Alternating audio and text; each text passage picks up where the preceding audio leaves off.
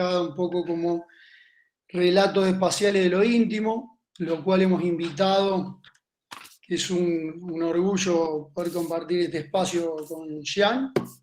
Jean Matthew Bernardes es licenciado en Bellas Artes y magíster de Investigación, Arte y Creación de la Universidad Complutense de Madrid. Ha realizado exposiciones individuales como WOD en la Galería Factoría de Arte y Desarrollo, La Grieta en el cruce Arte y Pensamiento o Afterplan en la Galería Magda Belliotti en Madrid. También ha participado en diversas exposiciones colectivas, como Dentro, Derecha, Izquierda, Puerta, Pasillo al Fondo en Matadero, o Escala en la Galería Anniches de Madrid. También ha participado en la Feria Arco, con la propuesta Mano sobre Mano, comisariada por Javier Díaz Guardiola, en el stand de ABC, y ha sido uno de los artistas elegidos por el MAC Florencio de la Fuente para la residencia artística que organiza el Museo en Hueste en el 2023. Su trabajo ha sido seleccionado en certámenes como Arte Aparte, en su 16ª edición, y premiado en otros, como en la 5ª convocatoria de Arte Lateral, y en el certamen de minicuadros Huestes de Cádiz en el 2023. Ha sido entrevistado por Mario Rey para la serie Desatados de Radio 3 y también por Javier Díaz Guardiola para la serie del artículo de Harán que hablar de ABC Cultural y por Irene Calvo para María Chávez y Jean Matthew, Reconstruir la Memoria, publicado en la revista digital Ad Magazine, y es actualmente profesor de arte en la Academia El Estudio de Madrid. Ha realizado ponencias sobre su trabajo a alumnos de grado de Bellas Artes y también en la jornada creativa del Máster de Estudios Avanzados de Arte Español en la Universidad Complutense de Madrid. Bueno, sin más, gracias por compartir este momento, Jean, y te dejamos la palabra. Muy bien. ¿Me oís, no? ¿Todos bien y todo? Vale. Pues, joder, muchísimas gracias a vosotras por invitarme, que la verdad es que me encanta la posibilidad de venir aquí a daros la brasa y compartir un rato con todas y todos. Y que me hace un montón de ilusión, especialmente por reencontrarme a compañeros, ¿no? Como Juan, que estudiamos juntos ahí en Madrid y que volvamos a juntarnos con algo tan chulo como esto, pues me hace un montón de ilusión, la verdad. Pues, yo he preparado, a ver si encuentro aquí. Yo he preparado pues una pequeña charla alrededor de mi trabajo pues con un PDF que hace un pequeño recorrido a través de distintas obras mías que tienen que ver con habitar la memoria a través de recorrerla, ¿no? De prácticamente entenderla como un espacio cambiante por el que moverme y ver a ver pues qué me sirve de ese recordar para el desarrollo de distintos proyectos de arte, para distintos proyectos en general, ¿no? Empiezo con esta imagen, que es un autorretrato que me hice, que es un videojuego, que es algo que, bueno, que apela a mi infancia. Yo me he criado jugando a videojuegos, especialmente con la Super Nintendo, allá por los 90 y principios de los 2000, y es una estética que siempre ha tenido mucho que ver conmigo, ¿no? Esto era, pues, un diseño de la casa donde vivía con mi expareja y que podía recorrerlo como jugador y moverte por ahí, que luego os enseñaré algún otro. Empiezo en temas de proyectos con justamente pues, el proyecto que estaba en los carteles, ¿no? De ejemplo de mi trabajo y demás. Es un proyecto que hice con una beca que me dio ABAM, que es una asociación de artistas contemporáneos española, que seleccionó a algunos artistas del MIAC para trabajar con Matadero y realizar una pequeña exposición. Y como era una pequeña beca, pues yo aproveché para comprarme pues el piano más compacto y más baratito que funcionase bien que yo me pudiese encontrar. Porque justamente en mi adolescencia yo tenía una profesora de piano de estas portentos locas que a los 14 años ya estaban en el conservatorio superior y demás. Y bueno, estuve aprendiendo con ella unos cuantos años y como buen adolescente, pues evitaba todo lo posible practicar lo que ella me decía y intentaba aprender pues a tocar mis cosas y componer mis propias piezas y demás. Y bueno, quería volver un poquito a recordar esa práctica, esa experiencia. Y claro, llegando al mismo punto, pues te das cuenta de que tu perspectiva de adulto es completamente distinta, ¿no? Ahora, la verdad es que me arrepiento de no haber escuchado más lo que me decía la profesora, de no haber seguido un poquito más los hábitos. Y al tocar en el piano y preparar esta obra, hice lo que hacía de adolescente. O sea, compuse una canción y me puse a aprenderla a tocar en el piano. Y claro, ahora de adulto me di cuenta bueno, de que no soy un gran maestro del piano ni de la composición, que tengo más bien poca idea y que realmente lo que me interesaba en esa época, que eran mis composiciones, ahora es lo que menos me interesa, porque son bastante poco interesantes. Pero sí que me he encontrado con un interés mucho más físico, ¿no? Con el interés del tacto de las teclas, de los sonidos que producen, de los gestos que hacía con la mano, ¿no? Pequeños hábitos que me he dado cuenta de que al volver a tocar el piano retornan, ¿no? Y hay determinados gestos de la mano, determinados movimientos y que se pueden escuchar y se pueden ver y que seguramente fuesen prácticamente idénticos, ¿no? Hice esta pieza, si quiere abrirse.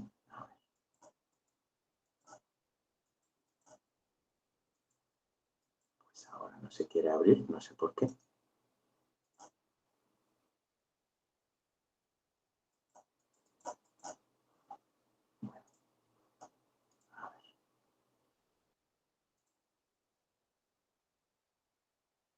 Dame un momentito, perdona.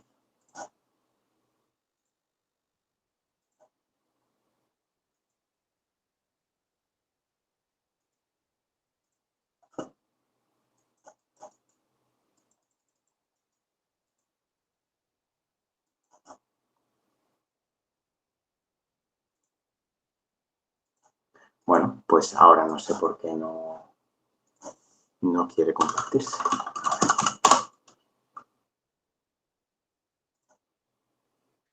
Capaz que porque está maximizado el PDF.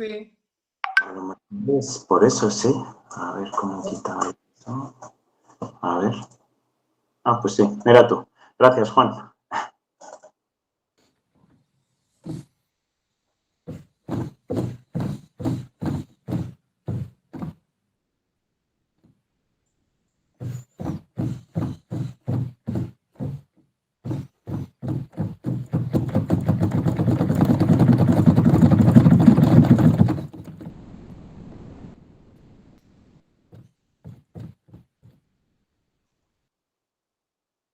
Bueno, era una pieza que básicamente al volverme más adulto invertía como el esquema de valores, ¿no? Que tenía para mí, que es una cosa que me interesa mucho al revisitar la memoria, que es precisamente cómo se alteran esos recuerdos, qué cosas antepones.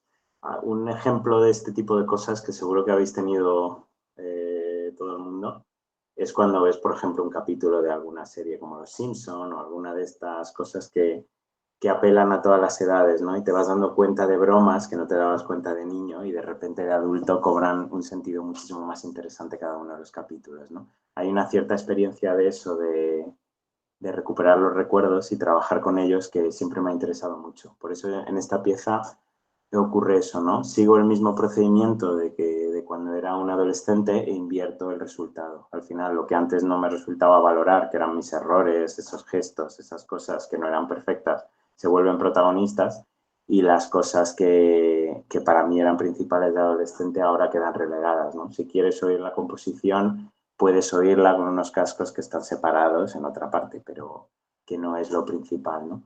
Esa cuestión de cómo se alteran los recuerdos, de cómo vives la experiencia de manera distinta, es una cosa que aparece en muchos de mis trabajos.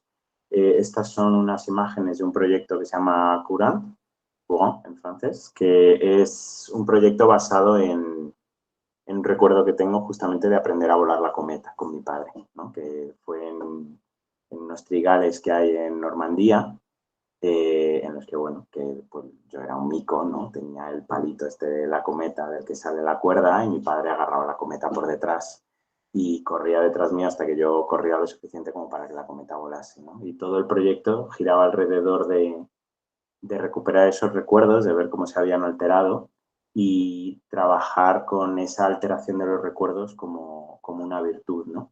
Y no como un problema. Al final, bueno, todavía no está completamente seguro cómo funciona el tema de rememorar y cómo funcionan los recuerdos y tal, pero sí que hay un cierto consenso, parece ser, de que prácticamente se destruyen y se reconstruyen cada vez que los rememoras, ¿no? Entonces, esa forma de recordarlo va cambiando cada vez que lo recuerdas. Por eso muchas veces a lo mejor tú tienes un recuerdo y apareces tú en el recuerdo porque el recuerdo original de tu experiencia se ha cambiado por el de una fotografía que tenías a lo mejor de ese momento, ¿no? En este caso, recorrí ese recuerdo trayéndolo al presente a través de una mirada de adulto, precisamente, que fue pues a través de estas herramientas de arte que tengo, que fueron básicamente reconstruir las cometas, hacerme yo 2 cometas, intentar volarlas. Me iba a arrastrar a mi padre pobre a que corriese detrás mío, pero sí que la experiencia de cero de volver a volar una cometa después de tantos años, a lo mejor no podía reproducir el hecho de volver a aprender a volarlas, pero sí que podía reproducir el hecho de como de aprender a construirlas por primera vez. Entonces, intenté hacerme unas cometas. La exposición de este proyecto nos la dieron en Algeciras, y en Algeciras hay un viento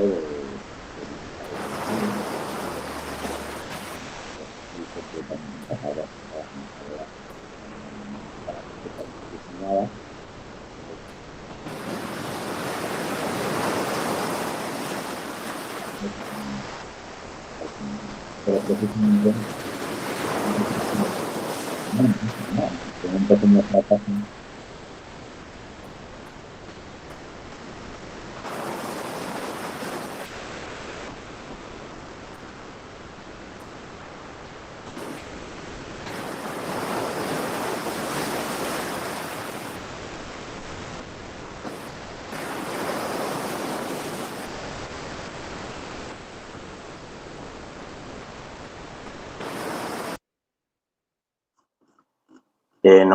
No voló nada. Nada de nada de nada. Solamente te decía que se cruzaban un poco, al menos lo percibía así, el sonido, así que mejor Vale, era escuchar el viento. vale, Y de si nada. quieres repetir lo último que decías, que al menos yo lo percibí un poco distorsionado. Pues nada, que intenté construirme las cometas e intentar volarlas allí en Algeciras, que hay un viento de 1000 pares de demonios, pero claro, no tenía ni idea de construir cometas. Entonces fue un absoluto fracaso. Estuve toda una mañana intentando volarlas y no voló nada de nada. Entonces hice 2 cometas distintas. Una fue una cometa de caja, como esta que podéis ver aquí, y la otra fue una cometa de rombo, que son los 2 diseños de cometa típicos que se utilizan y son los 2 diseños que yo volaba de niño. Pero el hecho de que no volase ninguna de las 2 cometas no, fue un fracaso a nivel técnico, pero no a nivel de producción, ¿no? Porque al final comentaba eso, que traer los recuerdos al presente ya de por sí es alterarlos. Entonces, cuando estoy trabajando con algo completamente distinto, pues acepto, ¿no? Lo que va a ir ocurriendo y lo que va a pasar. Además, pues es un generador de nuevos recuerdos hasta cierto punto, aún trabajando desde la matriz del recuerdo original. Las otras maneras de trabajar ese mismo recuerdo, que fue a través pues, de los ojos de mi infancia, era pues volviendo a lo que comentaba antes, ¿no? A través del videojuego. Que... Espera,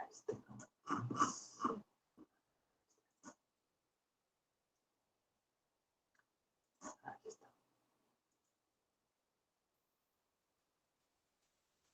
Este es mi padre, como podéis deducir. Aquí estoy yo. Y este es un videojuego que diseñé para traer el recuerdo, ¿no? De una manera física, ¿no? No puedo revivir ese recuerdo de verdad, mi padre en el mismo trigal, con la misma cometa, e irme a volar, pero sí que puedo diseñar de alguna manera este recuerdo para que pueda reexperimentarlo, ¿no? Hasta cierto punto. Algo de como de exigencia física. En este caso tenías que darle muy rápido a uno de los botones para que la cometa empezase a volar. Entonces, pues nada, mi padre iba siguiéndome y demás. Y encontré en el videojuego, en esa mirada de niño, dos cosas que me resultaban interesantes. Por un lado, lo que os comentaba de que puedo coger ese recuerdo y representarlo de manera física, no de manera pasiva, como podría ser un vídeo, como podría ser un dibujo o algo así. Y lo otro que me interesó de esto es que ahora sí mismo recuerdo que lo podía compartir, ¿no? El hecho de poner, esto es un peñón, de poner el recuerdo jugable, lo que fue en las posiciones que construí otra cometa, le puse unos papeles, entonces estaba proyectado el videojuego directamente en la cometa. Y toda la gente que viniese allí a jugarlo podía revivir ese recuerdo, ¿no? Y hacerlo suyo hasta cierto punto, como metiéndose en mi piel con mi padre, pero era una forma de compartir una memoria que involucraba mucho a la persona, ¿no? Y ese tipo de diálogos que parten, pues eso, de un recuerdo muy propio y que dialogan con otra gente que no ha tenido nada que ver, me interesa mucho. Por ejemplo, cuando fui a la sala de la exposición, me encontré con que en la sala había pues, una serie de agujeros que eran restos de la exposición que había habido antes de la nuestra, ¿no? Entonces, aproveché esa serie de agujeros como una especie de diálogo de memoria de nuevo con los artistas que eran anteriores. Yo no les conocía en persona ni nada y sus obras obviamente ya no estaban, ¿no? Pero había una cuestión dialógica en esa memoria interna en el agujero que me interesaba mucho. Y los puse dentro de la exposición como, pues eso, como un ancla, ¿no? A ese pasado del propio espacio, que me interesaba mucho. Toda la exposición giraba alrededor de procesos, de cómo las cosas se iban alterando conforme iba trabajando en ellas. Este proyecto, aparte de exponerse en la sala en la que podéis ver estas imágenes, se expuso antes en Algeciras, que es donde intenté volarla fracasosamente. Entonces, lo que hice fue hacer una recapitulación de todos los materiales que había utilizado a lo largo de esos dos procesos de trabajo del mismo proyecto, ¿no? El de Algeciras y el de aquí, que fue hecho en Madrid, la exposición. Entonces, yo cogía la madera, el papel y el hilo que formaban parte de esas cometas, de los que había utilizado, los que había construido, y empecé a trabajar el dibujo representando cada uno de esos elementos. Me di cuenta de que en el papel en el que estaba trabajando ese dibujo era un papel muy frágil y el acto de dibujarlo hacía que se desmigase, ¿no? Es un papel de grabado hecho a mano, muy fino, y era muy interesante ver cómo al dibujar, dibujaba y rompía el dibujo exactamente a la vez, ¿no? Y aproveché ese proceso del papel como una suerte de poética plástica, ¿no? De ese mismo proceso de rememorar y de trabajar mis recuerdos de todo el proceso de proyección de esta obra. Entonces, dibujé los materiales, los redibujaba y aprovechaba el desmigado, arrancaba el desmigado que se convertía al final en una pelusa y luego volvía a dibujar el dibujo desdibujado por el desmigado y la pelusa, ¿no? Como esa alteración de exactamente lo mismo, pero pasando por un proceso de destrucción y reconstrucción, ¿no? Que era muy análogo precisamente a esa forma de pensar la memoria. Y ese trabajo con la memoria y con esta exposición aparece en la última exposición que tengo ahora, que se llama Wood, que está en la misma galería, justamente en esta galería Factoría de Arte y Desarrollo, que es la misma sala donde estaban estas piezas, y bueno, que acabo de inaugurar una exposición ahí. Y siempre que monto una exposición, me paso más horas que nadie en la sala, porque al final el montaje es el punto donde se termina el trabajo realmente, ¿no? Tienes que hacerte al espacio, conocerlo, adaptarte a él y adaptar la obra a ese lugar. Y claro, la cosa es que en este espacio ya he expuesto 4 o 5 veces, entonces trabajar en ese lugar es trabajar con toda la memoria que contiene, con todo el recuerdo. Entonces, en una de las piezas que hice, pues aparece un pequeño punto de guiño, ¿no? Aparece una cometa, del tipo de la cometa que estaba en esa primera exposición. Esta cometa está dibujada directamente en la pared, al lado de un autorretrato que la está mirando, ¿no? Y si sigues el hilo de la cometa, llegas a la parte de abajo del suelo, en el que pone aquí estaría mi padre, ¿no? Porque sería el lugar donde, igual que en ese videojuego, estaba él sujetando la cometa, etc. Entonces, había un cierto recorrido por el entorno que apelaba a mis experiencias pasadas en ese entorno. Lo mismo aquí. En este caso, esta caja de luces originalmente estaba tapada por una puerta de madera, que es la que podéis ver aquí, ¿no? Y que ya no existe en la sala porque hicieron una remodelación. Entonces, como pequeño homenaje a esa puerta, que es una puerta de luces, pero que formaba parte de esa primera exposición, pues reproduje esa pequeña grieta, ¿no? En la pared, que había estado en origen en esa puerta de madera, que había estado en origen en esa pared, ¿no? Anterior a mi primera exposición de esa sala. Había un recorrido general por la sala que era realmente pues un memorándum que me servía a mí, que servía a la gente que conocía la exposición esa que tuve hace varios años y a los propios dueños de la galería que la recordaban, ¿no? Pero hay la suficiente información como para leer y saber que hay algo que está pasando ahí, que tiene una cierta lógica, pero que a lo mejor se te escapa. Porque al final, bueno, el tema del lenguaje en general, ¿no? Del lenguaje semántico, del hecho de poder estar yo conversando con todas vosotras, es que estamos compartiendo unos códigos, ¿no? entre todas, que son, en este caso, son los códigos semánticos del lenguaje hablado, que si el micrófono funciona y me oís, pues más o menos sabéis de qué estoy hablando, ¿no? Y ese tipo de códigos que son mucho más generables en esta cuestión del lenguaje, siguen existiendo en estos temas de memoria, ¿no? En esta pieza, por ejemplo, que os comentaba, hay un código de estos que compartimos, pues eso, los dueños del espacio y yo. En esta otra pieza hay un código que comparto con mi padre también. Ese tipo de códigos pueden ser muy íntimos o pueden ser tremendamente grandes, ¿no? Mucho más amplios a nivel generacional prácticamente, que como que afectan de una manera tan prolongada en el tiempo que a veces a lo mejor nos superan como individuos y tampoco somos capaces de verlos, ¿no? Y eso me interesa mucho porque aunque son unos códigos que no son directamente semánticos, como el poder decir, hola Juan, ¿cómo estás? Pero que sí que nos afectan de una manera o de otra a todas nosotras, ¿no? Y encuentro que un punto muy, muy interesante de este tipo de cuestiones son los aspectos como de crisis mundiales, ¿no? Que, bueno, que aparte de las múltiples crisis que ocurren ahora, hay una que tenemos todas como muy cercana, que es la crisis del COVID, ¿no? El hecho de haber pasado este tiempo recluidos en casa, haber pasado pues por todos los muertos y todos los líos que no hace falta que os recuerde porque los hemos vivido todos, que los tenemos muy frescos. Y el tema es que, claro, al final nuestra manera de lidiar con ese tipo de traumas, aparte de la forma en la que puedo lidiar yo o podéis lidiar vosotras o lo que sea, pues hay una forma de superarlo colectiva, ¿no? Cultural, que me parece muy interesante porque tiene esa prolongación temporal que nos supera tremendamente. Y encontré que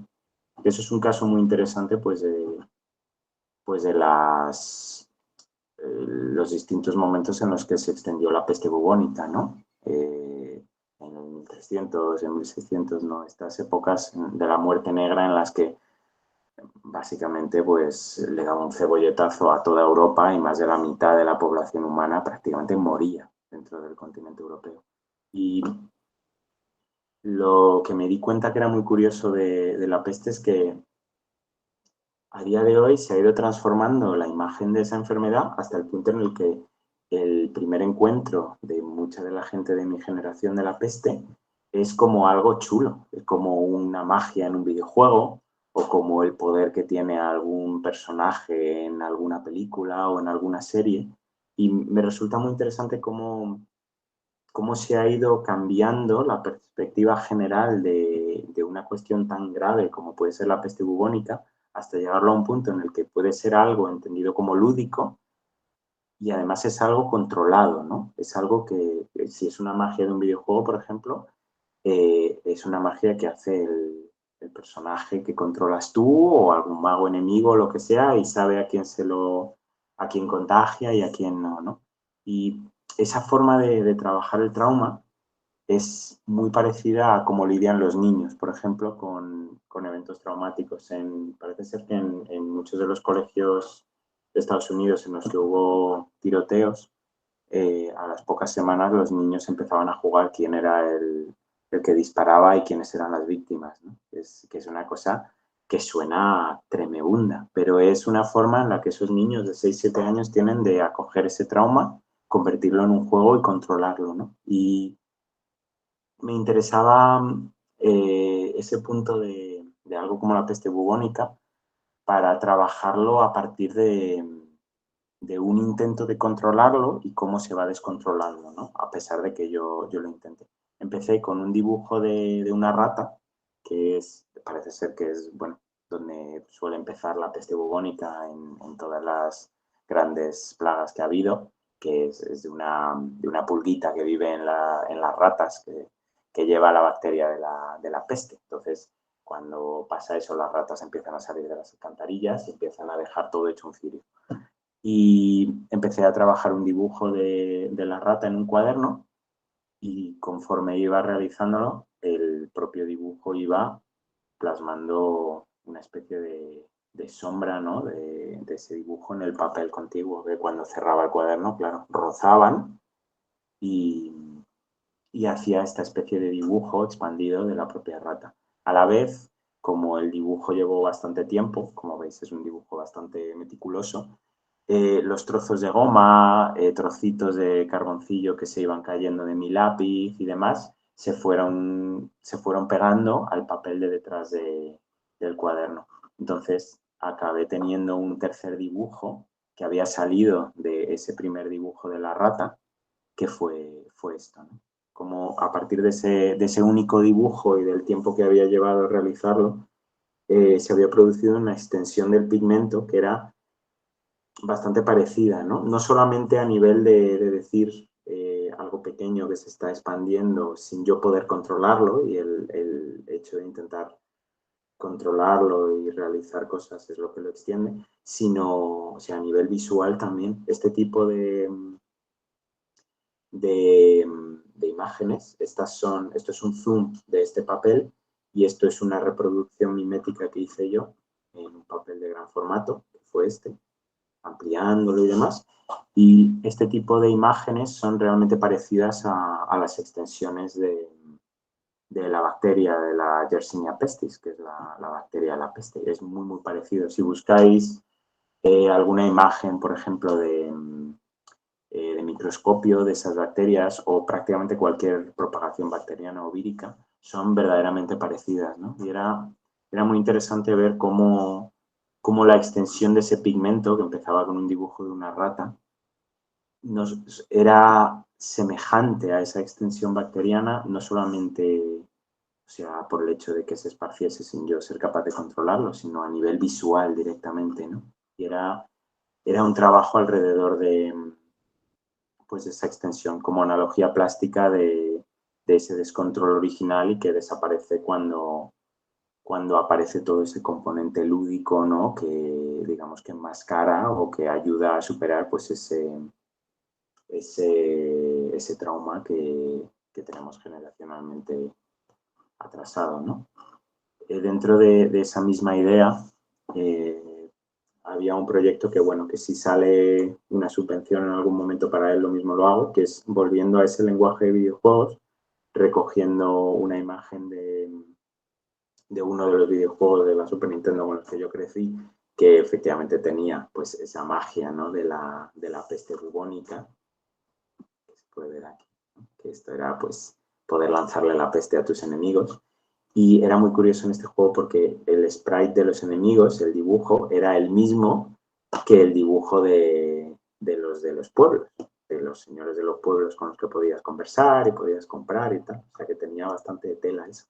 Y la idea era como reproducir ese juego, volver a programarlo, pero cuando tú contagias a un enemigo, te contagias tú. Y si vas al pueblo a curar, te contagias el pueblo, ¿no? Y llevar pues como que ese lenguaje lúdico que lo que ha hecho ha sido controlar pues ese imaginario de la peste y generar una idea como de ese trauma de una manera divertida, pues volver a llevarlo a cómo se propagaría realmente pues esa enfermedad, ¿no? y esa situación. Y llevarlo pues a un presente mucho más real y más acorde a no solamente a cómo era la peste en las épocas de la propagación, ¿no? Sino a cómo ha sido la experiencia pues, del propio COVID y de ese tipo de grandes eventos médicos que, por mucho que intentemos controlarlos, pues se han desparramado de una manera tremenda, ¿no? También he puesto a quien le interese, parece ser que no está confirmado, pero hay sospechas de que esta canción, que se llama Ring Around a Rosie, es una canción de niños que se cantaba durante la muerte negra en Reino Unido, ¿no? En 1300, cuando se propagó la peste bubónica, porque es una canción que en cuanto la lees un poquito puedes ver perfectamente pues, la vinculación con lo que verían esos niños, ¿no? En su día a día. Y es un ejemplo de, pues, de esa cuestión de niños lidiando con el trauma, ¿no? Y de convirtiendo esas experiencias duras y esos recuerdos horribles en un juego para poder superarlos. Luego, aparte de esos códigos como intergeneracionales, también, pues, obviamente hay códigos pues muy, muy íntimos, mucho más cerrados, que a lo mejor solamente competen pues a 2 personas, ¿no? O a 3 personas, códigos muchísimo más familiares, pero que igualmente son compartidos. Esto es una serie de piezas hechas en una exposición con mi expareja en un momento de relación en crisis, y entonces pues nos salió una exposición precisamente basada en parejas de artistas. Entonces, pues era un momento un poco particular para hacerla y decidimos trabajar la exposición alrededor, ¿no? de esa memoria interna que compartíamos ella y yo, y que, porque llevábamos un huevo de tiempo, llevábamos 11 años, o sea que no fue una relación precisamente corta. Entonces, toda la exposición giraba alrededor pues, de ese trabajo de códigos internos y de cómo se iban rompiendo, ¿no? Precisamente en un momento en el que la relación pues iba a puntos un poquito más flojos, ¿no? Entonces, en mi parte, yo estuve trabajando pues algunos imaginarios como el del sol, ¿no? Un sol que, bueno, la imagen del sol tenía un cierto valor en nuestra relación y el trabajo del sol me permitía hablar de eso, pero además el hecho de dibujar un sol, ¿no? Es dibujar un sol que no emite luz, y es un tema que es interesante del acto de dibujar, ¿no? Que ocurre también con nubes o con elementos luminosos, que puedes generar una cierta sensación de luz a pesar de que no existan. Pues es un sol que está ahí, que se interpreta como sol, que se entiende como este emisor de vida, ¿no? Pero, este no es. El caso es que realmente pues está sin vida, ¿no? No emite ningún tipo de luminosidad, no genera ningún tipo de luz o de vida, que es lo que debería estar haciendo. Y en el caso del autorretrato, claro, después de pasar tantos años con una persona, al final lo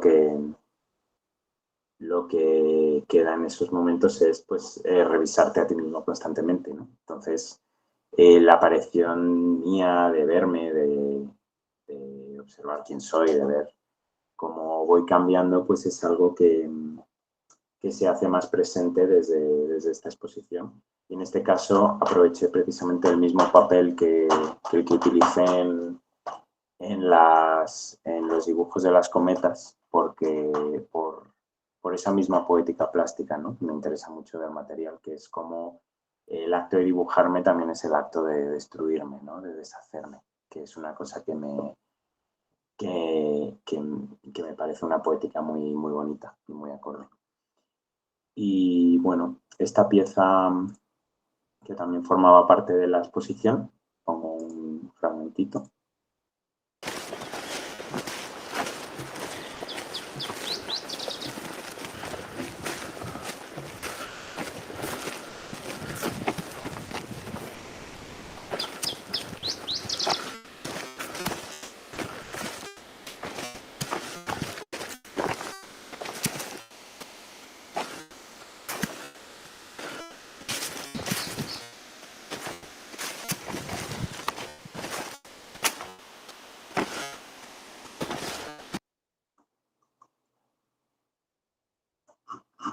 Eran dos vistas grabadas del Camino de Santiago, que lo hicimos pues mi expareja y yo, y estaban puestas una por un lado y el otro por el otro, por eso está puesto así el vídeo para que se vean ambas, pero en realidad estaban encaradas.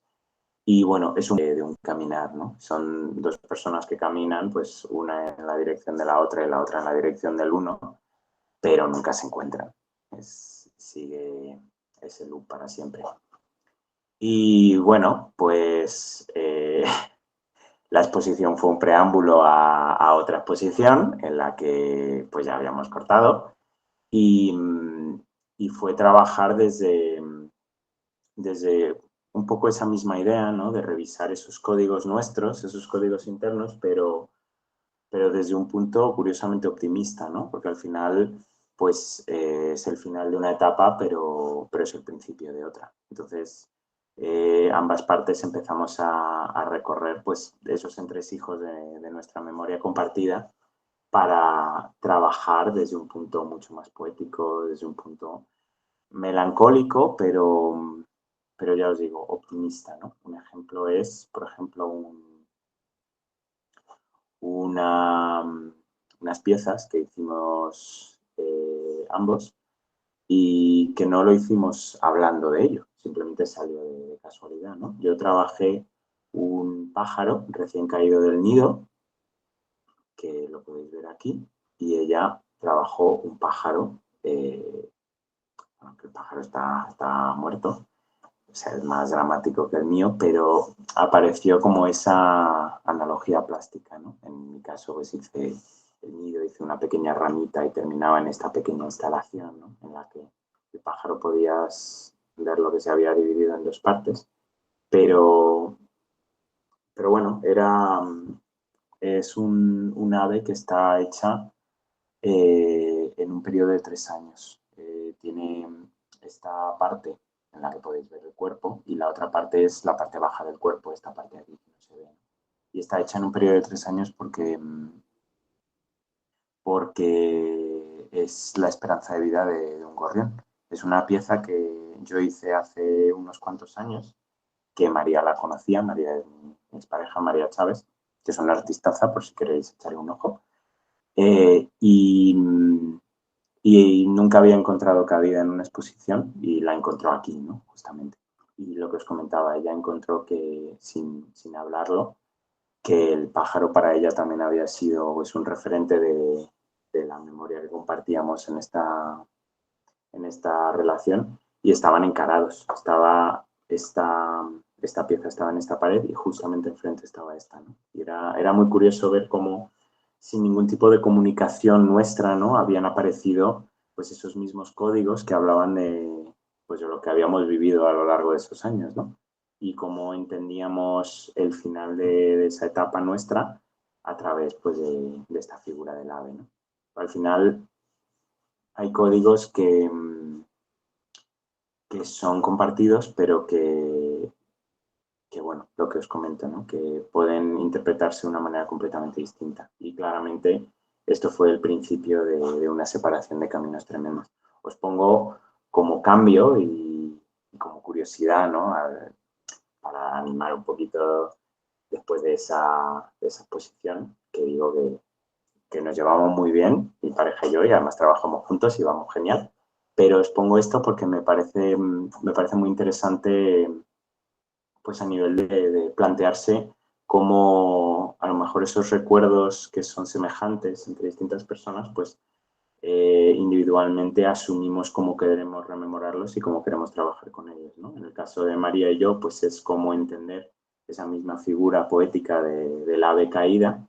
Y en este caso, que es unos cómics que se llaman Super López, que son españoles, de un dibujante que de hecho se llama Jan, se llama igual que yo, maravilloso. Pues él, estuve hablando con un amigo acerca de sus dibujos y de sus cómics y me habló precisamente de esto, que me pareció muy, muy interesante, que es una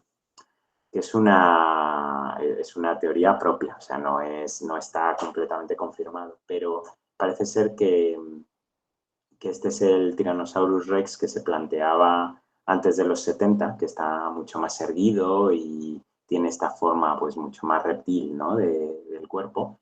Y a partir de los 70 es cuando se empezó a entender el Tyrannosaurus Rex con una mandíbula distinta, un poquito más inclinado, ¿no? Esa estructura distinta.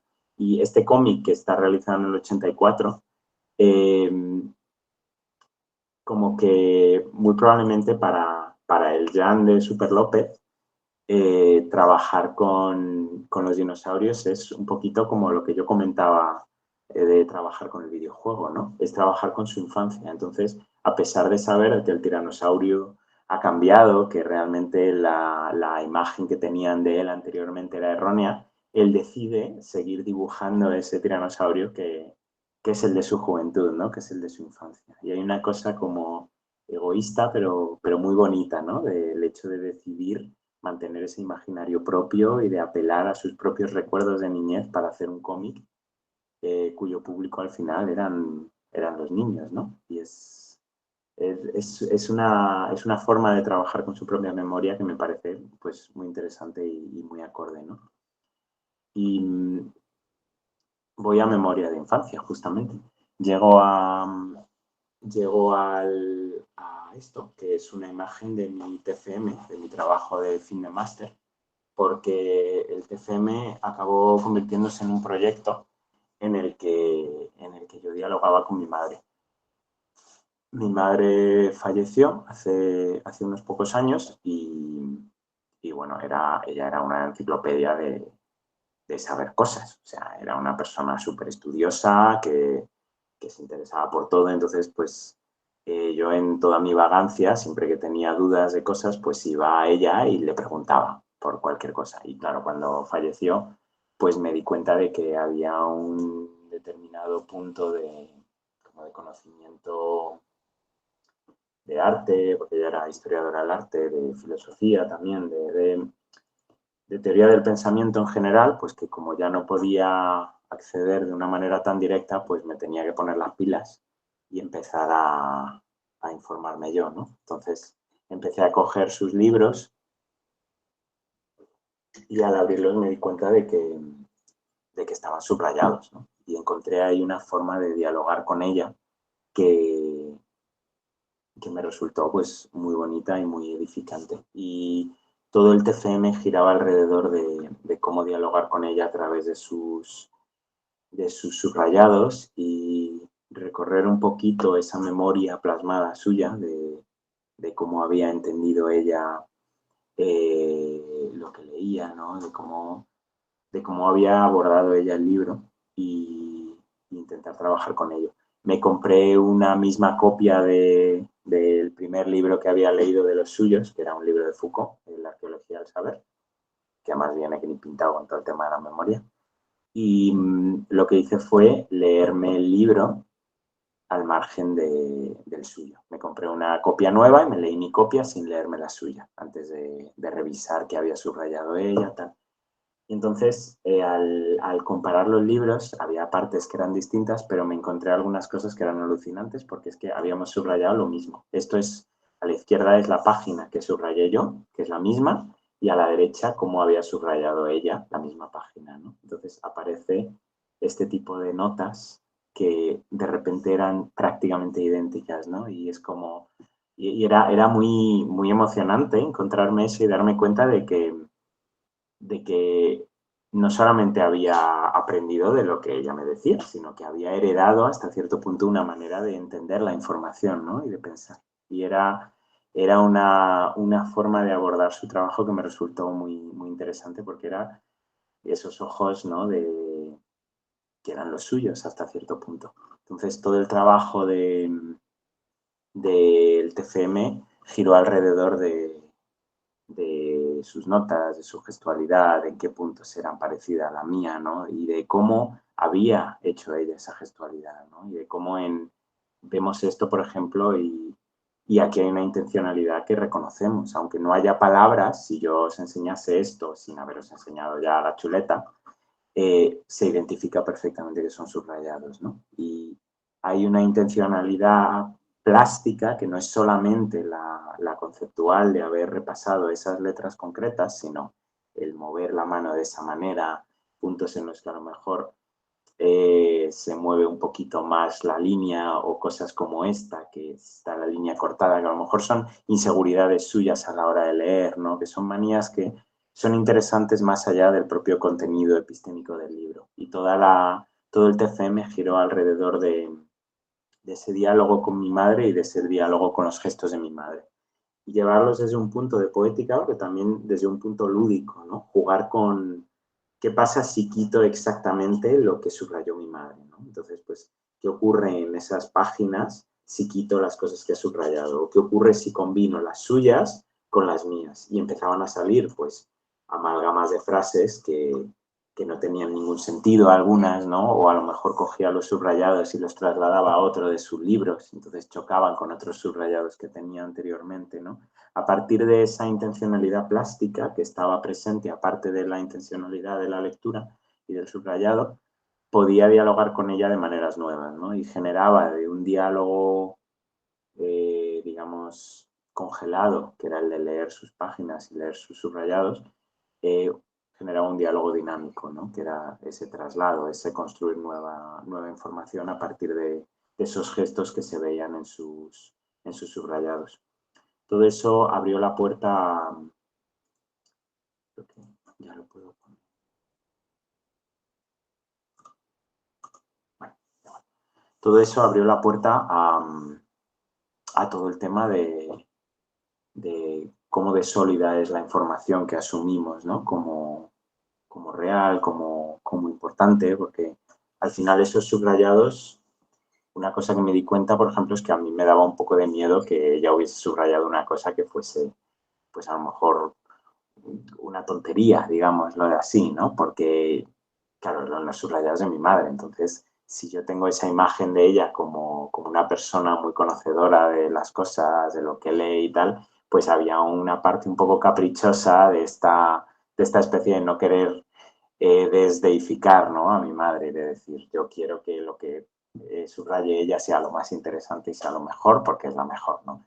Y claro, te das cuenta en esas cosas de que tu percepción sigue siendo completamente subjetiva, incluso aunque tu manera de entender las ideas sea muy parecida a la suya, aunque te parezca que lo que subraya es muy correcto objetivamente, ¿no?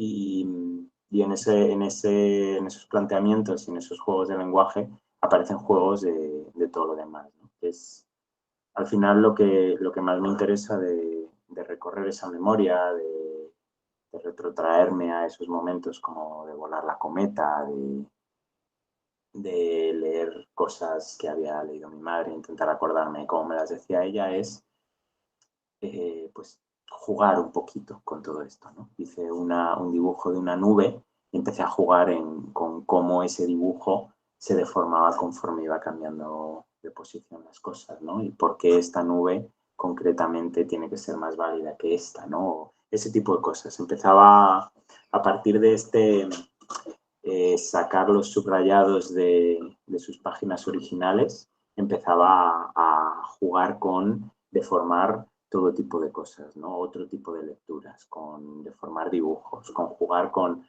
por qué estos dibujos que he hecho por separado no pueden ir juntos. Y si van juntos así, ¿por qué no pueden ir así, ¿no? Sino jugar con deformar los límites de las cosas, porque es una manera como de construir nueva información, ¿no? O por lo menos nuevas maneras de pensar, que es una cosa que vuelve a esos códigos compartidos que al final, si yo me mantengo en esos códigos compartidos siempre, como los que comentaba antes de ese lenguaje semántico que compartimos todas y tal, pues me vais a entender todo el mundo, pero a lo mejor sí que estoy limitando parte de las posibilidades que tengo para expandir mis ideas, ¿no? Precisamente porque me tengo que regir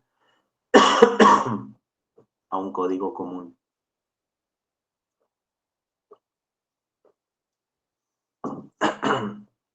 Si no me explico en algo, me decís, ¿eh?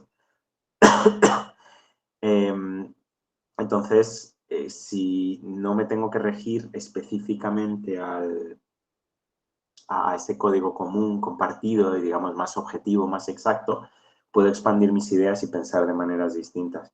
En algo muy parecido, me gusta mucho de un relato de Borges, que se llama Funes el Memorioso, que bueno, es un escritor que me encanta, que habla de un señor que tiene una memoria absoluta, ¿no? Y es muy interesante porque es un señor que es capaz de recordar un día entero, pero para recordar un día entero necesita gastar un día entero, porque tiene una memoria tan absoluta que recuerda hasta el más mínimo detalle. Y lo curioso es que Borges se da cuenta, bueno, el Borges del relato, que Funes es un tipo que tiene mucha capacidad de memoria, pero que es bastante tonto, que es un tipo que tiene muy poca capacidad de pensamiento abstracto, de reformular ideas, de pensar cosas distintas. Anda, mira, justo. Es que es maravilloso.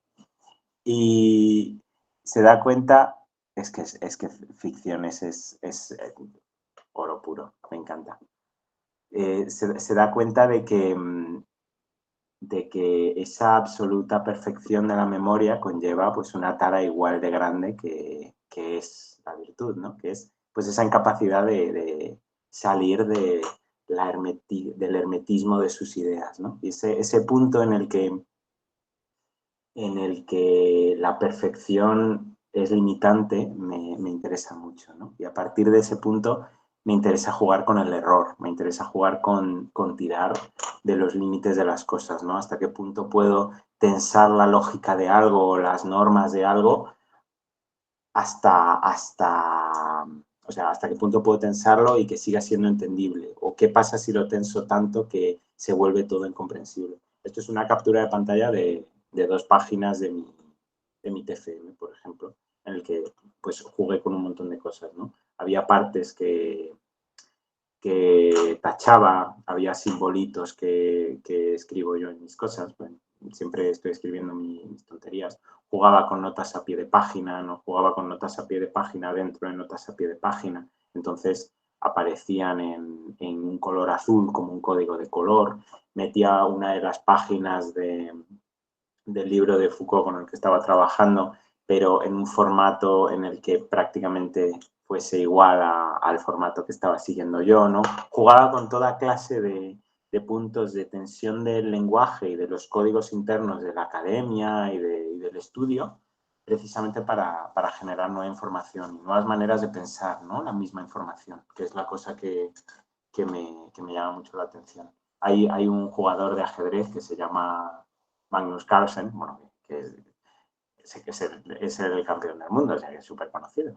Pero es un tío que hace unos años era tanto mejor que todos los demás que empezó a jugar con una maniobra que se llama la maniobra Cadas, que parece ser que es una maniobra malísima, que empiezas con un peón de la derecha del todo y que empiezas en una desventaja tremenda. Pero como era tanto mejor que todos los demás, la gente empezó a tomarse en serio la maniobra Cadas. Entonces empezaron a reanalizarla, a reinvestigarla y tal, y se dieron cuenta de que es una maniobra malísima, o sea que no hay nada bueno en ella. Pero lo curioso de ese proceso es que gracias a esa gamberrada, digamos, de Magnus Carlsen, se ha generado un corpúsculo de información nueva alrededor del ajedrez, ¿no? Han empezado a salir gente que ha analizado la maniobra y han sacado formas de contrarrestarlas y te da problemas, ¿no? Y está ese pequeño punto de información que no sabes si es muy importante o es una tontería, pero que se ha generado, que es nuevo gracias a esa forma de jugar una jugada muy mala, ¿no? Algo que en principio sería absurdo ha generado conocimiento nuevo en el mundo y me parece algo muy bonito, ¿no? Y ese tipo de deformación del lenguaje y de las cosas me interesa precisamente por eso. Hay una serie de cuadernos en los que he ido trabajando que cojo frases que son perfectamente legibles y a partir de formaciones siguiendo una lógica interna acabo generando, por ejemplo, palabras que son completamente ilegibles, que formalmente son absurdas, pero que se pueden seguir entendiendo como palabras hasta cierto punto, ¿no? Y me llevan a ese mismo punto en el que te das cuenta de que hay información, de que puedes deformar esas letras y sigue viéndose que hay algo de información, hay cosas que se pueden seguir leyendo, pero no eres capaz de acceder al contenido semántico, a ese contenido hermético del que hablaba de esas palabras, ¿no? Entonces, a la hora de revisar estos cuadernos, pues tienes que mirarlos desde un punto de vista distinto. Lo que me parece interesante de deformar el lenguaje, en este caso, es que cuando tú no puedes leer lo que estás viendo, lo que aparece es el cuerpo de las palabras, ¿no? Estamos tan acostumbrados a leer realmente que normalmente la forma de las letras, la forma de las palabras, pues no tendemos a prestarle atención. Y en el momento en el que algo se torna ilegible, pero sabes que sería legible, aparece eso, ¿no? Y complementa al resto de la información del conjunto. Es casi como cuando ves ideogramas o letras de idiomas que no conoces, ¿no? Sabes que hay una información ahí contenida, pero lo que ves es ese esqueleto de las palabras. Entonces tu manera de interpretar el lenguaje escrito cambia. Y bueno, todo este tipo de cosas son puntos en los que juegas con buscar lecturas distintas de una misma información, ¿no? Que al final es un poquito esa misma cuestión de recorrer esos recuerdos que se van reconfigurando cada vez que los rememoras, que se van transformando, ¿no? Y aceptar que no es solamente que estés perdiendo un recuerdo, sino que simplemente se está transformando y estás obteniendo una nueva manera de leerlo. No sé si me explico con eso. Todo ese juego de absurdos y de combinar elementos que no tienen sentido o que no podrían dialogar entre sí, pues van apareciendo en mi trabajo precisamente desde el TFM, ¿no? Por un lado, esos cuadernos con la escritura, por otro lado, pues este tipo de imágenes, ¿no? Es un autorretrato en el que estoy agarrando pues una sombra proyectada, ¿no? Pero hay un juego de lógica en el sentido de que el autorretrato realmente aunque tiene cuerpo, no es lo que ves. Tú aquí estás interpretando una mano, pero en realidad es simplemente pigmento de grafito. Y lo que estás viendo es que esa mano está sosteniendo una sombra, que la sombra no tiene ningún tipo de materia, pero la sombra que estás viendo es la sombra realmente, ¿no? Entonces, estás viendo lo inmaterial como lo que es, pero lo material como lo que no es, ¿no? Hay capas de distorsión de la comprensión, de distintas maneras de entender ese lenguaje, ¿no? Y de intentar, pues, buscar lecturas alternativas, pues, de un mismo como valor epistémico, ¿no? Valor de información. En este caso, sigo un poquito ese juego de varios sentidos dentro de un mismo dibujo. Es un taco de madera en el que he encolado un papel y he reproducido la veta que ese propio papel tapa, ¿no? Aquí lo podéis ver. Y la he reproducido además con carboncillo. Entonces, es curioso porque es una ficción de lo que oculta, que está presentando exactamente lo que se vería si no estuviese, pero es que además el material con el que está realizado es también madera. Entonces, es madera quemada, que es un carboncillo. Entonces, ¿hasta qué punto lo que estás viendo es real? ¿Hasta qué punto no es real? ¿No?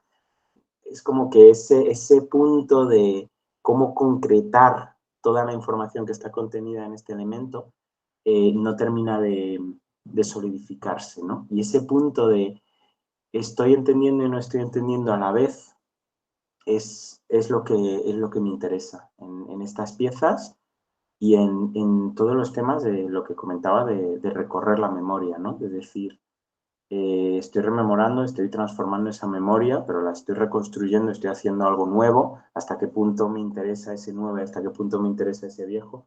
Es ese punto como de no tener muy claro dónde estás, pero te estás moviendo hacia adelante, ¿no? Porque es en ese punto de desconocimiento, de recorrer la incertidumbre,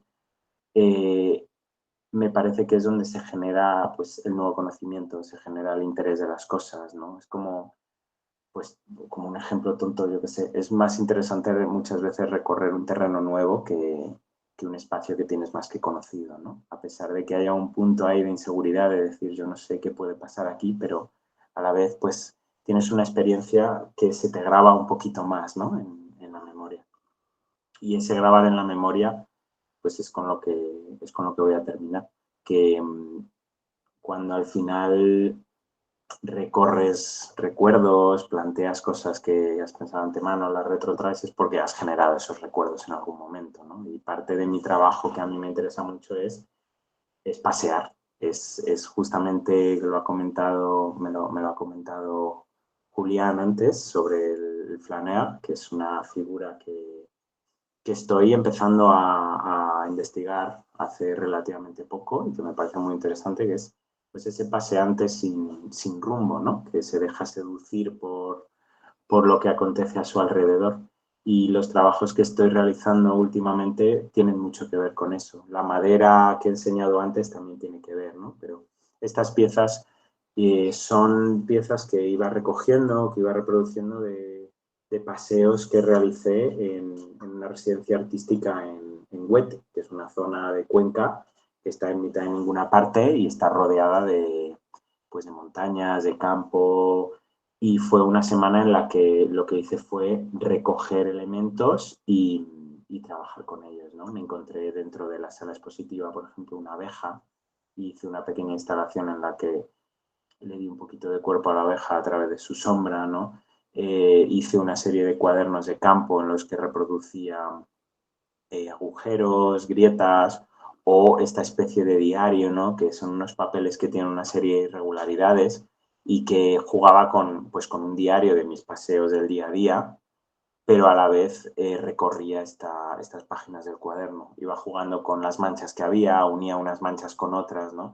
Generaba una serie de paseos a través de los cuadernos y a través del paseo real que me servían para eso, para generar recuerdos, para recoger cosas, para aumentar mi memoria para con esos lugares, ¿no?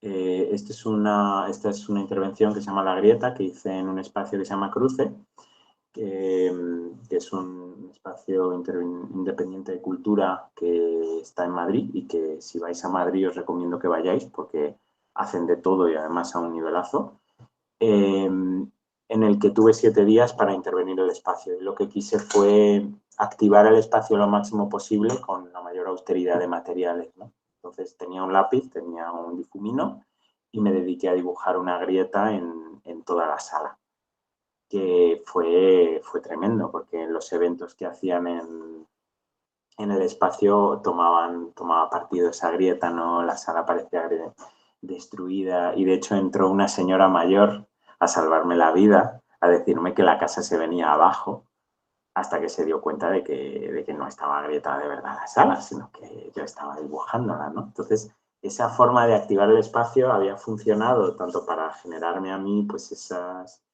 vivencias de los eventos, de la gente sorprendida y tal, también para la gente que entraba al propio espacio, ¿no? Y que es una cosa que me interesa mucho del trampantojo, del engaño, que es que hay un momento de mirada pasiva en la que esa ficción se vuelve real, ¿no? Entonces, hasta cierto punto, para todo el mundo que entraba en esta sala, se les queda grabado un punto de memoria de esa grieta precisamente por el sobresalto de encontrarse el espacio que se va a caer, ¿no? Porque sabéis que los recuerdos se quedan grabados especialmente cuando hay alguna vinculación emocional a ellos.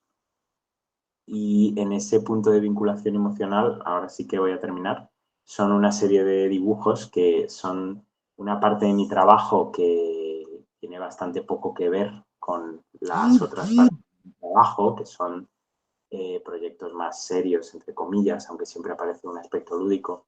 Estos son son una serie de juegos plásticos que son de entretenimiento y son de generar historias sin tener que pensarlas de ninguna manera. Y son tonterías que voy desarrollando en mis cuadernos. Pues esto es pues una competición, por ejemplo, a ver quién tiene los ojos más separados. Entonces aquí están pues el jurado y hay uno que son, por ejemplo, es una fiesta entre distintos personajes y hay aquí pues una puertecita que es el señor de abajo que está golpeándola porque no la dejan dormir. Son una serie de pequeñas historias tontas que van aconteciendo en las páginas de estos cuadernos y las traigo porque llevo ya a lo mejor 20, 25 cuadernos enteros llenos de dibujos y esta es una imagen del primero y una cosa que me interesa mucho es que curiosamente en el primer cuaderno absolutamente todos los dibujos tienen grabada una memoria del momento en el que los hice. Es muy curioso. Todas esas páginas apelan a un momento determinado. Y he intentado reproducir eso muchas veces, sin mucho éxito, y me he dado cuenta de que es porque cuando hice esta primera libreta no tenía ni idea de nada, ¿no? Entonces, llegar a dibujos que me entusiasmaban era mucho más sencillo. Es algo como cuando un corredor empieza a correr, pues a lo mejor a los 5 minutos está agotado, ¿no? Pero cuando ya lleva varios años preparándose para correr, hasta que no corre a lo mejor 20 kilómetros, realmente no consigue volver a ese punto de agotamiento, ¿no? Como que la especialización en algo a veces hace más difícil grabar en la cabeza, pues, como que ese momento de la producción de esa cosa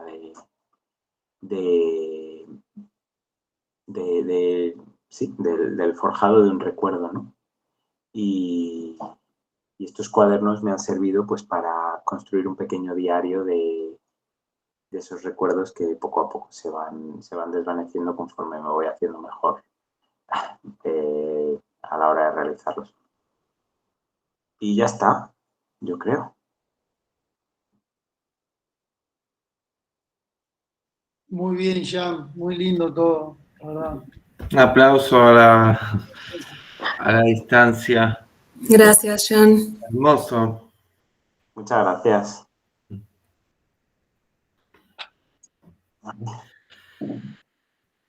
Nada, muy emotivo, no sé si hermoso es la mejor palabra, pero muy valiente también compartir este tipo de dimensionalidad profunda, las grietas del cuerpo y de la memoria.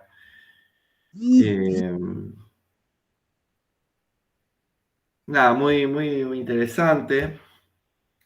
Todo el tema de las distancias y los contactos con personas, con los maestros que nos forman, con la familia.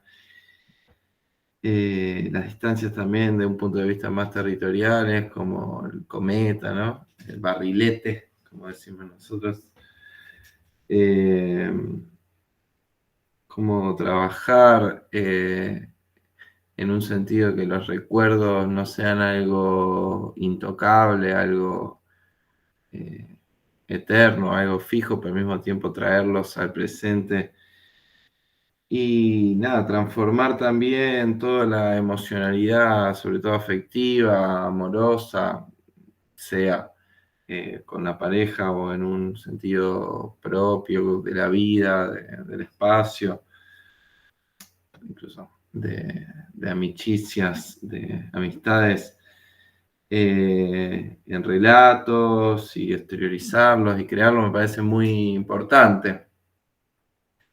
Esa transformación a través de la obra creativa, así que nada más que una pregunta, subrayar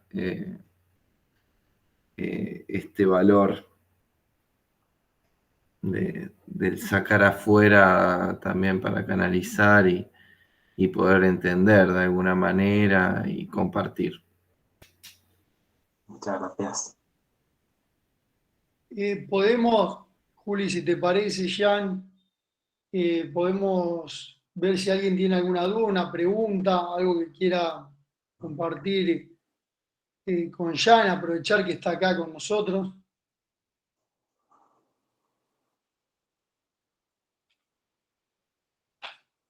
No sean tímidos, vamos.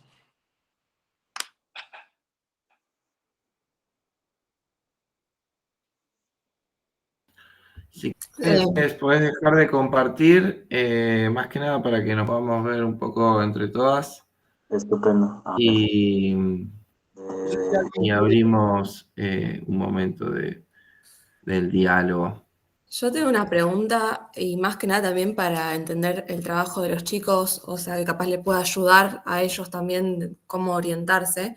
Si es que en tu caso el arte tenía como objetivo desde un principio trabajar esas emociones y recuerdos, o fue al revés, empezaste con un proceso creativo y eso te llevó a volver a traer recuerdos, o cómo, porque no todo artista usa el arte para trabajar algo tan personal, y vi que los alumnos y alumnas ya tuvieron una primer tarea y la verdad creo que tienen una mirada muy sensible y hicieron trabajos muy desde adentro, me parece, por lo que vi. Entonces, como, ¿cuál es el principio o cómo pudiste trabajar eso? pues, pues es complicado, la verdad, como planteármelo específicamente. Yo creo que siempre que empiezo un proyecto hay algún punto de interés que es como muy anecdótico. No suele empezar desde un punto que a nivel emotivo es muy fuerte. Hay casos que sí, en las exposiciones con María Chávez, con mis parejas, sí que partíamos un poquito de ahí, pero normalmente el recuerdo va apareciendo conforme voy trabajando.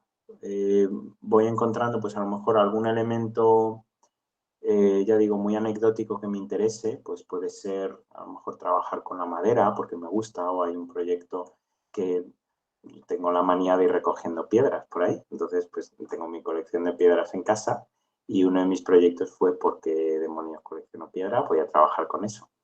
Y todos esos proyectos parten pues de algo muy pequeñín y van escalando hasta ese tipo de puntos que me interesan mucho más, ¿no? En el caso del proyecto de la cometa, por ejemplo, realmente partió de que había algo que me llamaba la atención de esas cometas de caja, las que aparecen en el videojuego, y empecé a trabajar desde ahí.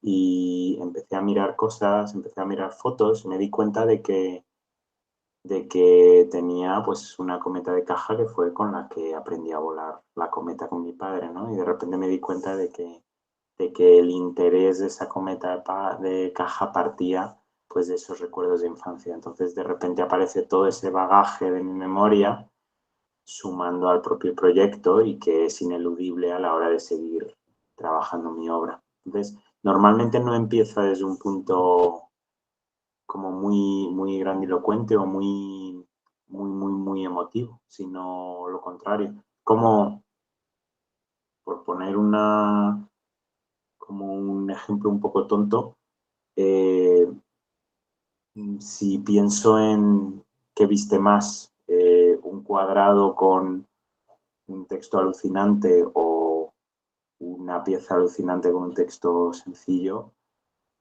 como que siempre prefiero partir de lo sencillo, ¿no? En ese sentido. Y que luego, porque me llama más que el texto de primera sea sencillo y la obra se vaya desarrollando como tenga que ir, ¿no? Entonces, ese origen siempre es muy, muy chiquitín. No sé si me explico. Sí, sí, gracias. A ti. ¿Alguien más quiera compartir alguna pregunta con Jan? ¿O alguna mirada o lo que le pareció la charla? Buenas. Yo le quería preguntar a Jan si tiene algún referente artista plástico que lo haya inspirado, ¿no?, para llevar a cabo alguna de sus obras, o de dónde es que nace eso, de algo que ya haya visto anteriormente, o cómo surge. Pues hay mogollón, la verdad es que tengo algunos especialmente. Mucho, Sí, muchas. un montón. Hay, Mogollón.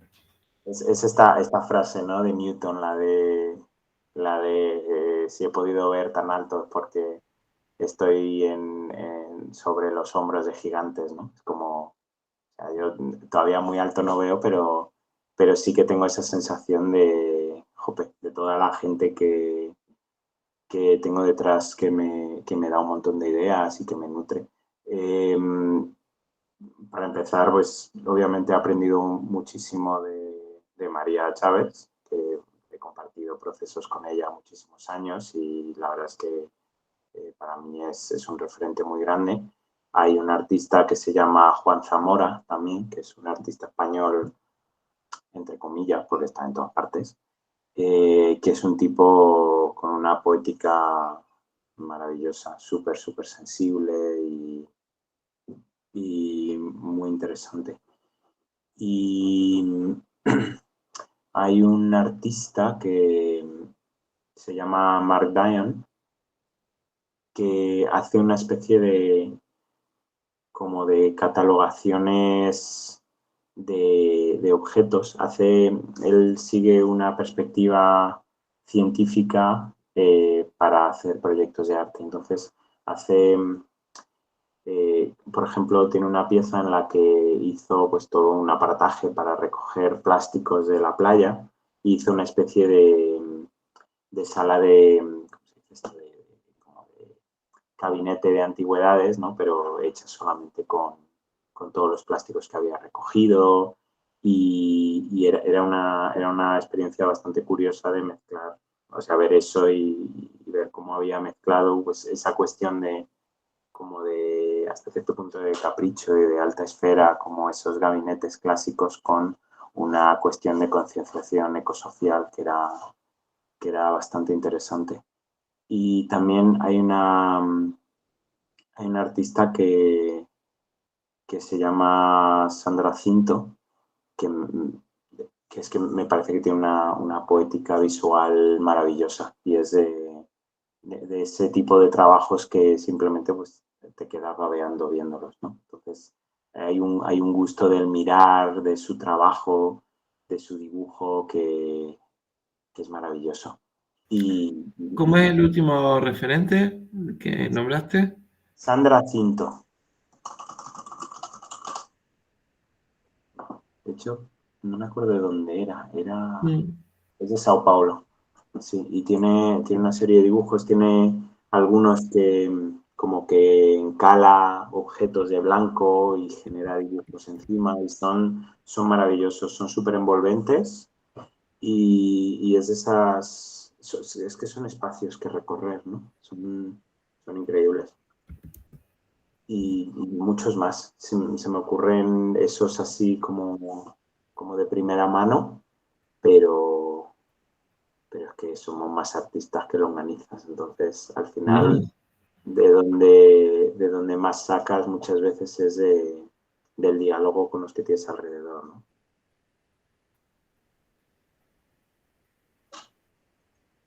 ¿Alguien más? Acá hay una pregunta de Valentín. No sé si está, Valentín, vos podés hacerla personalmente o querés que la haga yo. Dice, ¿cómo surgió la idea del juego? Pues del videojuego, o de jugar en general. Es la pregunta. Valentín, ¿estás? Si no, contesto las dos, que no... Dice que está sin micrófono. Vale. Pues... Debe ser la del videojuego. ¿Cómo surgió la idea del juego? Vale. Pues, bueno, de aquí a unos años... Sí, Me he dado- del juego, dice, sí, sí. Vale. De que, de que la parte de disfrute, me parece una tontería, pero, no, pero es lo típico que se descarta. La parte del disfrute en mis procesos tiene que estar ahí completamente presente, ¿no? Y yo siempre he sido muy jugador de videojuegos, me encanta. De hecho, tengo mi aparataje con mis 3 pantallitas cutres para ponerme los juegos envolventes a tope y todo eso. Y, y además es una cosa que lleva formando parte de mi vida durante muchísimos años. Y surgió primeramente porque jugué a un videojuego indie que se llama Undertale, que a lo mejor varios lo conocéis, se hizo bastante famoso. Y es un juego que me impactó mucho porque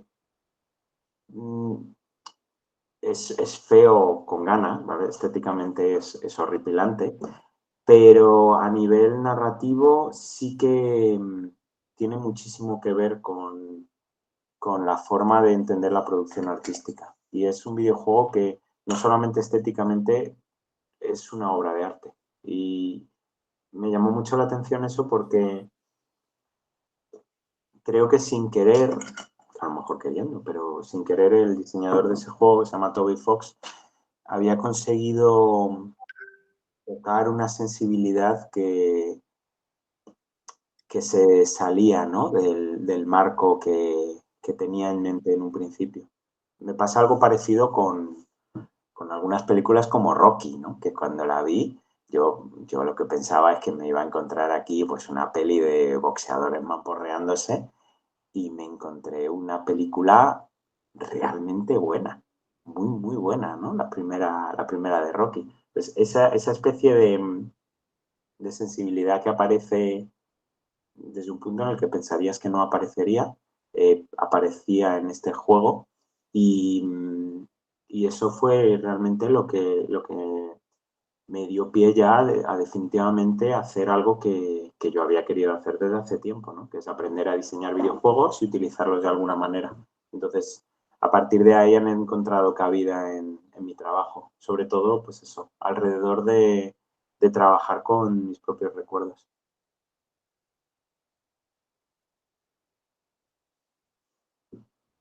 ¿Y alguien más?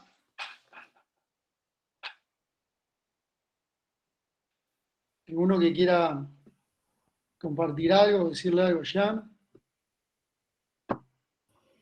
No, a mí solamente reiterar, digamos, el agradecimiento y la apertura de alguna manera de esta ventana emocional con la cual empatizo absolutamente, en el sentido de eh, que el arte muchas veces, cuando vemos este tipo de ejemplos, no es un fin, sino un medio de una canalización de emociones eh,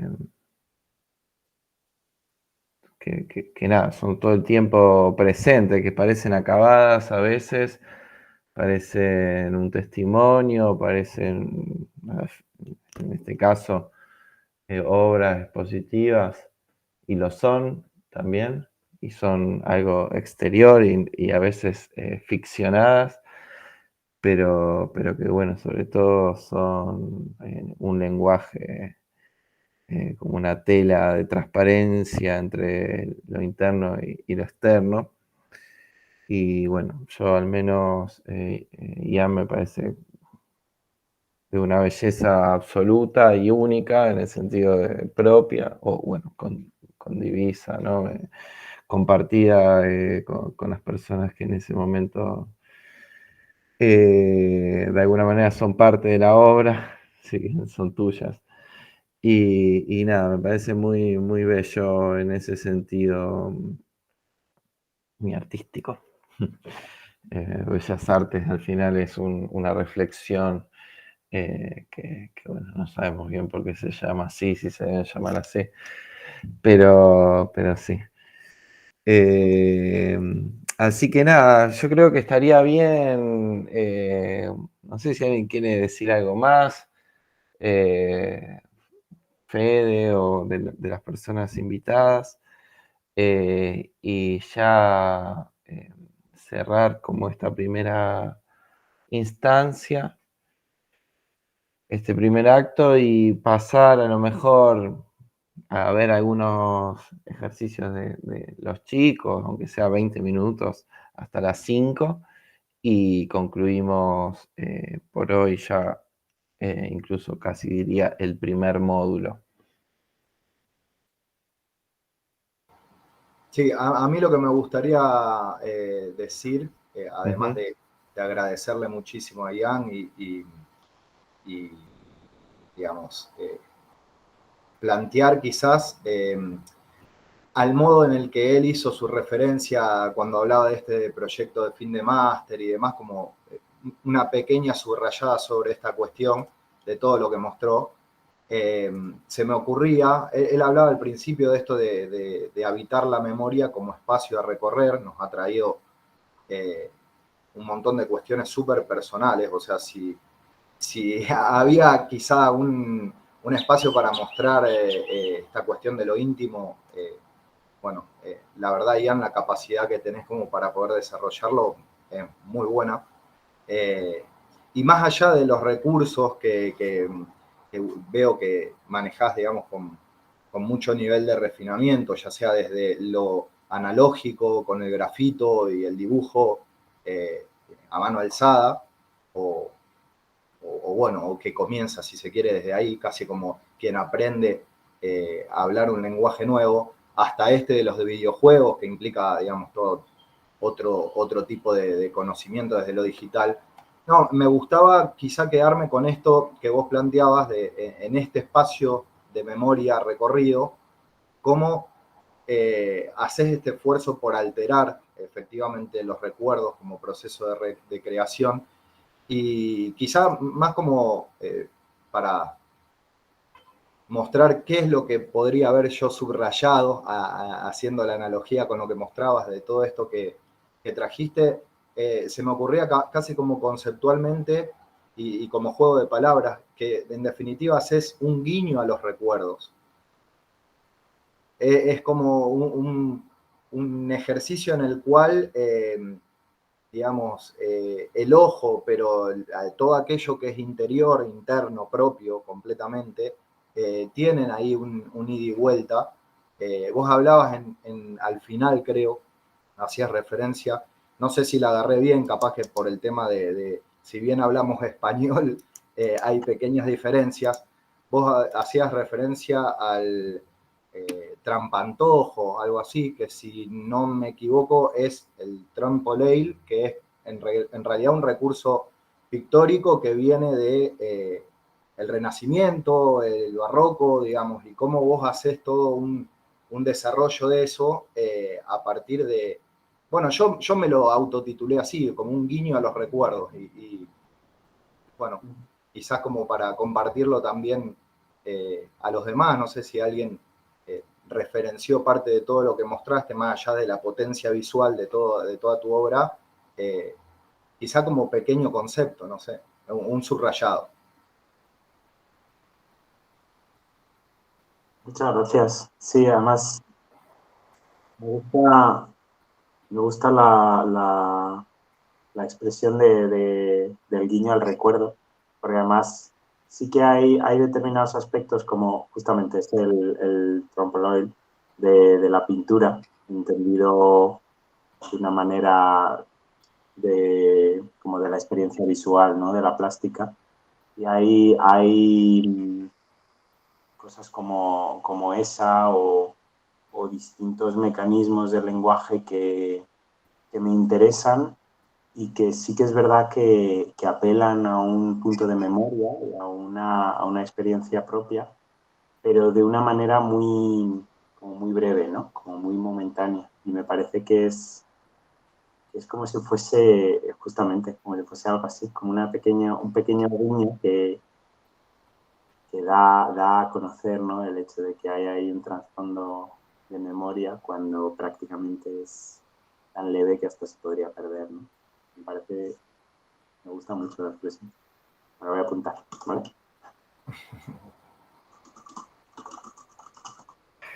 Sí, tal cual, hacer un poco matérica y poética la memoria. Si no hay ninguna pregunta más, al menos por ahora, yo diría de que cerremos, Guada, y si querés cortamos la grabación para que no quede, digamos, tan larga.